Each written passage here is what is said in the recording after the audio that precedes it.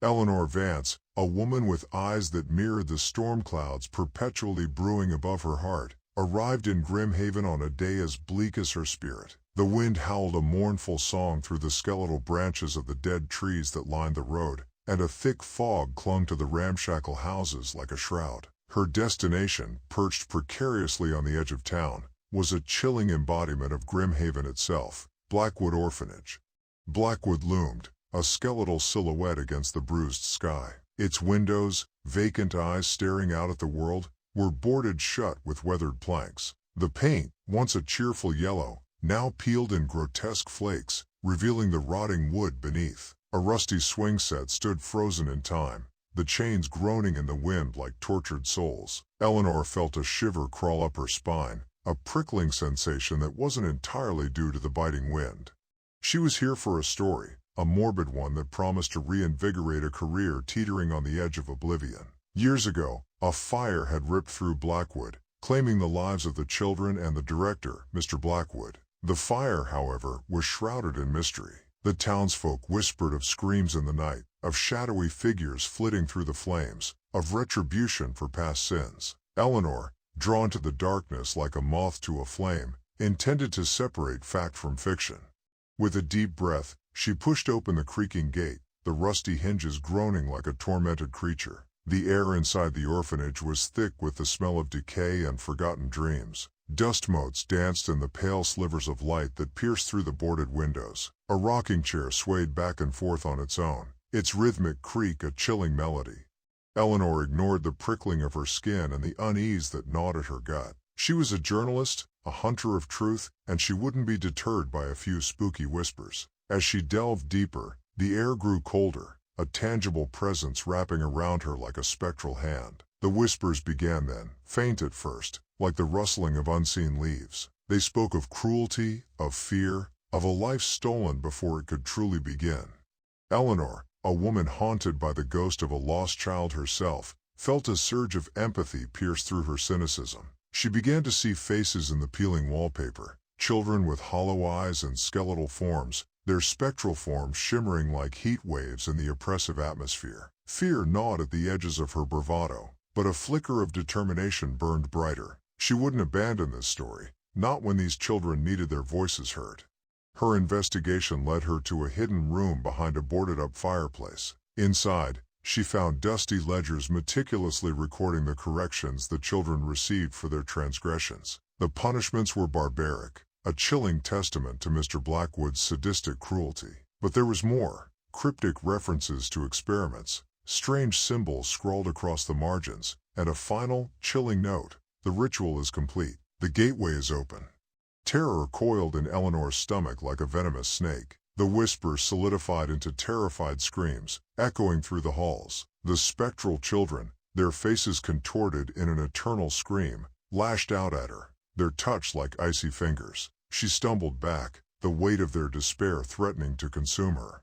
Then, she saw him. Mr. Blackwood, not as fire had claimed him, but younger, his eyes glowing with an unnatural light. He held a locket in his hand, the same one that hung around her neck, the locket containing the picture of her lost daughter, Lily. A horrifying realization dawned on Eleanor. Blackwood wasn't just the director, he was a conduit for a malevolent entity that fed on fear and despair. He had used the children's suffering to open a gateway, and now, he sought to use Lily's spirit too. Grief, a familiar and unwelcome companion, threatened to drown Eleanor, but within its depths, a spark of defiance ignited. This wasn't just about a story anymore, it was about a mother's love refusing to be extinguished. Drawing on the raw ache of loss, the ever-present hollowness where Lily's laughter used to echo, Eleanor faced the spectral horde. She screamed back at them, not in fear, but in understanding, in shared sorrow. Slowly, the rage in their eyes dimmed, replaced by a flicker of hope.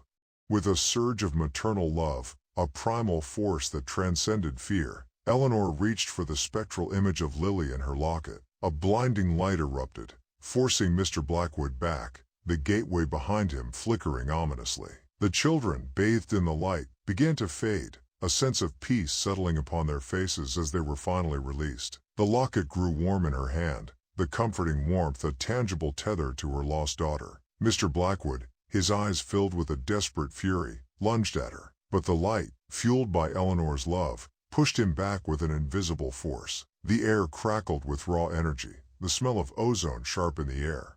Suddenly, a figure materialized beside Mr. Blackwood. It was tall and gaunt, shrouded in an inky darkness, its features obscured. Its voice, a rasping cacophony of whispers, echoed through the room. "You dare interfere?" it hissed. "The gateway is open, child. Let darkness consume this world." Eleanor, her voice surprisingly steady, stood her ground. "This ends now," she declared. "You won't take any more." She pointed the locket, still radiating warmth, at the entity. "The power of a mother's love is far greater than your darkness." A battle of wills ensued. The entity unleashed a torrent of psychic energy, the air swirling with cold tendrils of darkness. The floorboards groaned, the walls pulsed with a sickening rhythm. Eleanor, the locket a beacon of hope in the encroaching darkness, held on to her grief, channeling it into a fierce determination. With a final, desperate surge of power, she projected the image of Lily from the locket. The spectral child, with a radiant smile, reached out towards the entity. The tendrils of darkness recoiled, shrieking in a voice that seemed to tear at the fabric of reality. The entity, its form twisting in agony, shrunk back towards the gateway.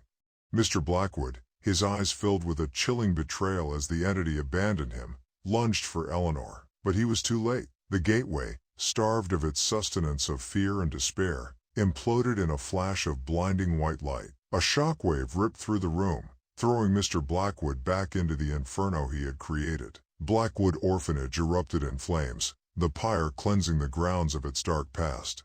Eleanor, battered but alive, crawled out of the wreckage as the first rays of dawn painted the sky with streaks of gold. Exhausted, her clothes singed, she clutched the locket close to her chest, the warmth a comforting presence. Lily's face, etched in her memory, seemed less a ghost and more a beacon that had guided her through the darkness.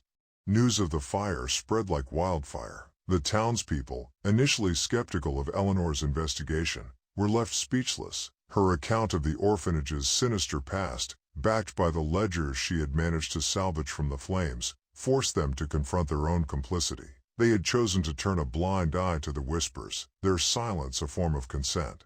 Grimhaven, though forever scarred by the events at Blackwood Orphanage, began to heal. A memorial was erected for the children, a reminder of their suffering and a promise to never forget. Eleanor, a changed woman, became a symbol of courage and hope. Though the pain of losing Lily never truly faded, she found solace in knowing her daughter's memory had helped vanquish a darkness that had festered for far too long.